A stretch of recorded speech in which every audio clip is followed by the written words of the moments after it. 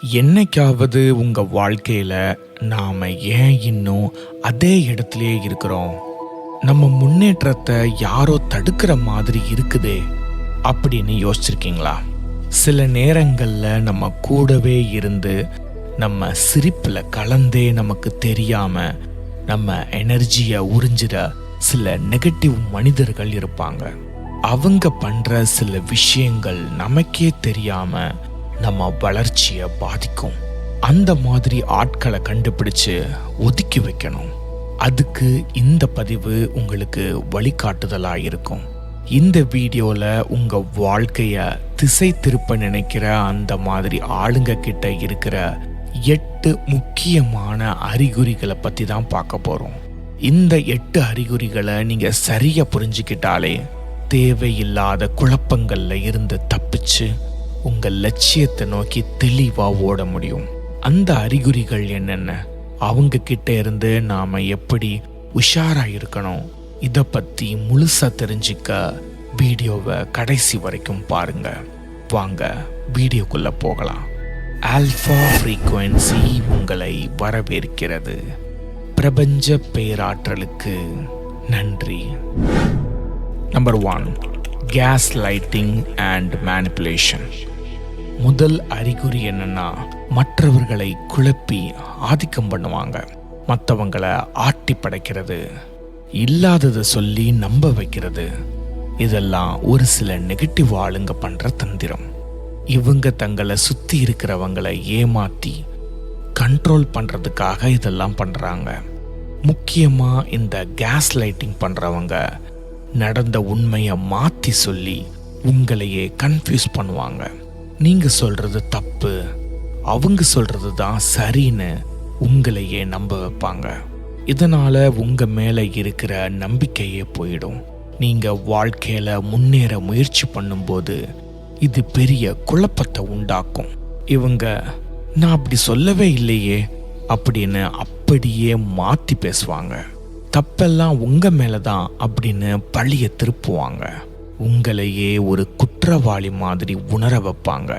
இல்லைன்னா உனக்கு தான் எல்லாம் மறந்து போச்சு அப்படின்னு சொல்லி உங்க ஞாபக சக்தியவே சந்தேகப்பட வைப்பாங்க.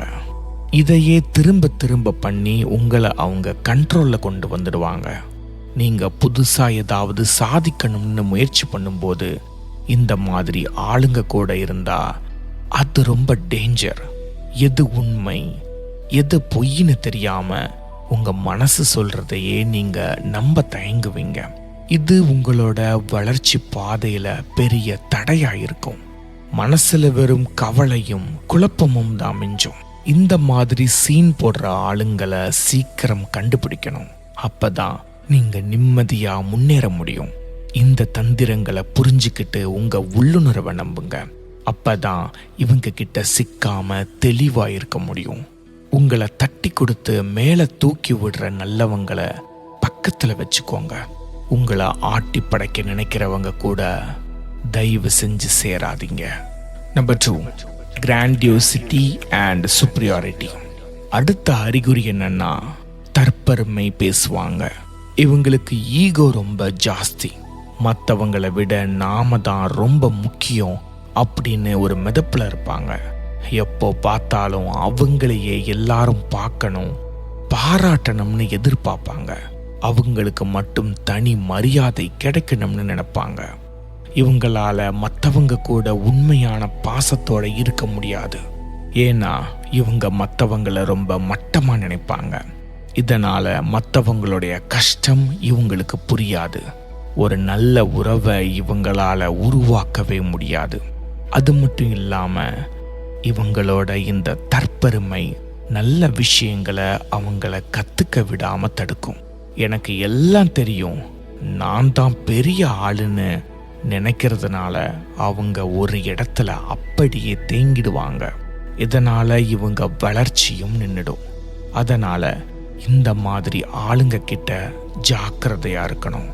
நம்மளை சுத்தி இருக்கிறவங்க கிட்ட இந்த மாதிரி குணம் இருக்கான்னு கவனியுங்க.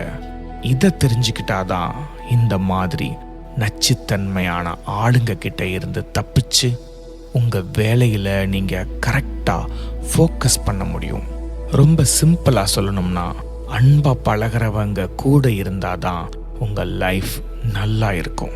Number 3, lack of empathy and emotional vampirism. அடுத்ததா நம்ம பார்க்க போறது ஆற்றலை உறிஞ்சும் மனிதர்களின் அறிகுறி. மற்றவங்க உணர்வுகளை மதிக்காம தங்களோட லாபத்துக்காக மற்றவங்களை யூஸ் பண்ணிப்பாங்க. பெரும்பாலும் இந்த மனிதர்களை நாம வேலை செய்யற இடத்துல பார்க்கலாம். குறிப்பா இவங்க நம்ம முதலாளிகளா இருப்பாங்க. ஒரு உழைப்பாளிக்கு தகுந்த கூலியை கொடுக்க மாட்டாங்க, உழைப்ப சுரண்ட பார்ப்பாங்க. இவங்களுக்கு மற்றவங்க மேல அக்கறையே இருக்காது. மற்றவங்க என்ன ஆனா எனக்கு என்ன, எனக்கு காரியம் ஆகணும்னு சுயநலமாயிருப்பாங்க. சில நேரத்துல இந்த மனிதர்கள் உங்க அன்பை பயன்படுத்தி பெரிய தொகையை கடன் வாங்குவாங்க. அதை திரும்ப கேட்டா உங்களை கெட்டவனாக்கிடுவாங்க. இவங்க கூட இருந்தா உங்க கிட்ட இருக்கிற பாசிட்டிவ் எனர்ஜி எல்லாம் காலியாகி நீங்க ரொம்ப டயர்டாகிடுவீங்க. மற்றவங்களோட உற்சாகத்தையே இவங்க சாப்பாடா எடுத்துப்பாங்க. இவங்க நல்ல அன்பா இருக்கிறவங்கள குறி வச்சு பிடிச்சு அவங்க கிட்ட இருக்கிற நல்ல எண்ணங்களை மொத்தமா காலி பண்ணிடுவாங்க. இந்த மாதிரி ஆளுங்க கூட இருந்தா உங்க நிம்மதி மட்டும் இல்லை, உங்களுடைய நேரம் வீணாகும். பல நேரங்கள்ல உங்க பணமும் காலியாகிடும். இந்த மாதிரி எனர்ஜியை உறிஞ்சிற ஆளுங்க கிட்ட ஒரு லிமிட் வச்சுக்கோங்க. அப்பதான் உங்க மனசை நீங்க பாதுகாக்க முடியும். உங்களை புரிஞ்சிக்கிற நல்லவங்க கூட இருந்தாதான் நீங்க அடுத்த லெவலுக்கு போக முடியும். Number 4, constant negativity. இவங்க எப்போ பார்த்தாலும் நெகட்டிவாவே பேசி மற்றவங்களை மட்டப்படுத்துவாங்க. நீங்க ஏதாவது சாதிக்கலாம்னு நினைச்சா உன்னால இதெல்லாம் முடியாதுன்னு சொல்லி உங்க தன்னம்பிக்கைய காலி பண்ணுவாங்க. இவங்க சொல்ற விமர்சனம் உங்களை திருத்திக்கிறதுக்காக இருக்காது, உங்களை அசிங்கப்படுத்துறதுக்காக தான் இருக்கும். இவங்க சொல்ற விஷயம் எல்லாமே எதிர்மறையா தான் இருக்கும். அப்படி ஒருவேளை அவங்க சொல்லி நமக்கு ஏதாவது பாதிப்படைஞ்சா முதல்ல சந்தோஷப்படுறது அவங்க தான். நான் தான் அன்னைக்கே சொன்னேன்ல அப்படின்னு சொல்லி சந்தோஷப்படுவாங்க. பொதுவாகவே இந்த மனிதர்கள் வாழ்க்கையில எதையும் உருப்படியா பண்ணியிருக்க மாட்டாங்க. ஆனா அவங்களுடைய மனசுக்குள்ள நான் நிறைய முயற்சி பண்ணியிருக்கிறேன், என்னாலேயே முடியல, இவனால எப்படி முடியும்னு சொல்லி உங்ககிட்ட எதிர்மறையான எண்ணத்தை சொல்லி இருப்பாங்க. அது மட்டும் இல்லாம மற்றவங்க ஜெயிச்சிடக்கூடாது அப்படின்னு இவங்க பிளான் பண்ணி இப்படி பண்ணுவாங்க. மற்றவங்களை மட்டப்படுத்துறது மூலமா இவங்க ஏதோ பெரிய ஆளுங்கிற மாதிரி ஒரு உணர்வுல இருப்பாங்க.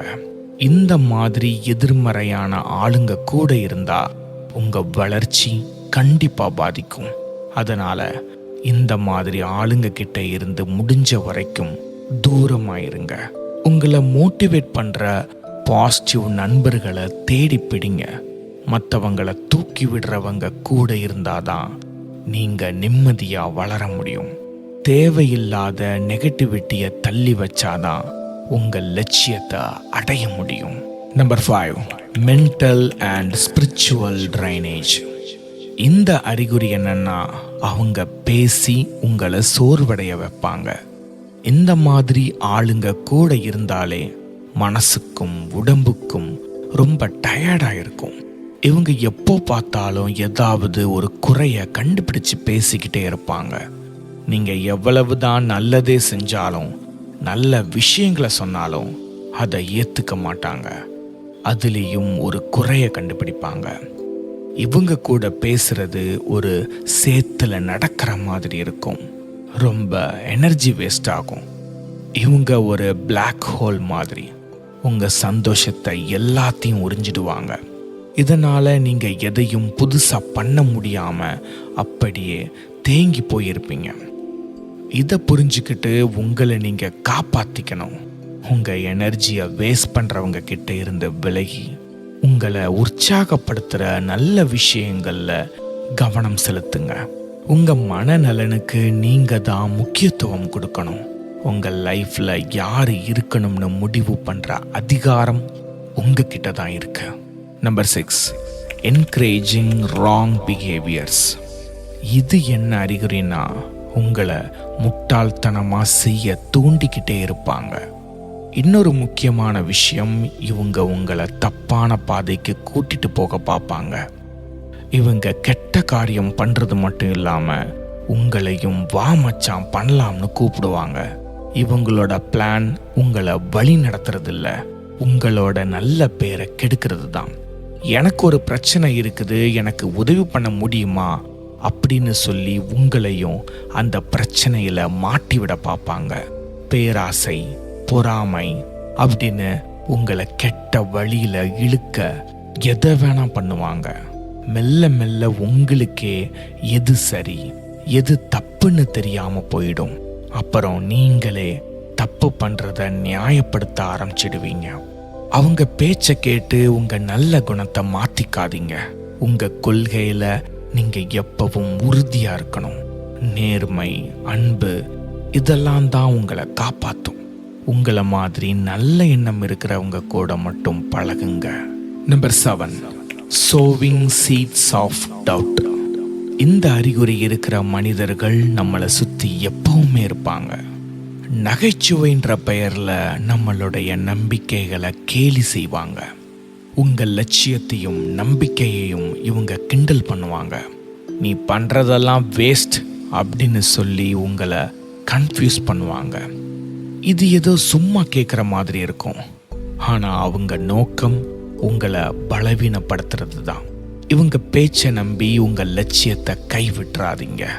உங்களை என்கரேஜ் பண்ணுற நல்ல குரூப் கூட இருங்க. நல்லவங்க கூட இருந்தாதான் உங்கள் அறிவு வளரும். உங்கள் கொள்கையில் உறுதியாக இருந்தால் யாராலையும் உங்களை ஆட்டி படைக்க முடியாது. Number 8, love bombing and devaluation. இந்த அறிகுறி கொஞ்சம் விசித்திரமானது. சீசனுக்கு வர்ற பறவைகள் மாதிரி அப்பப்போ வந்துட்டு போவாங்க.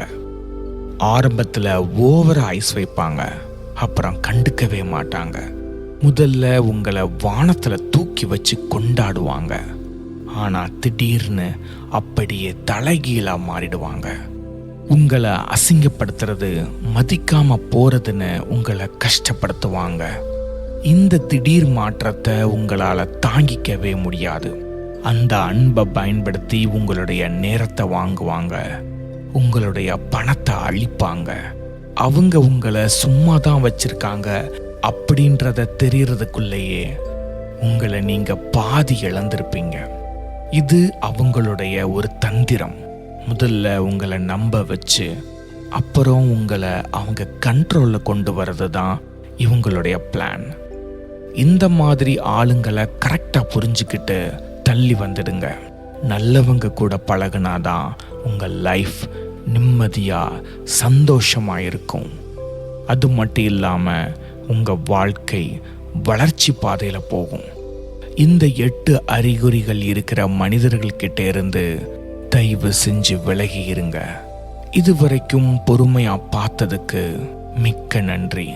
உங்கள் கருத்தை கமெண்ட்ல சொல்லுங்க. அடுத்த பதிவில் சந்திக்கும் வரை இது உங்கள் ஆல்ஃபா ஃப்ரீக்வன்சி. பிரபஞ்ச பேராற்றலுக்கு நன்றி.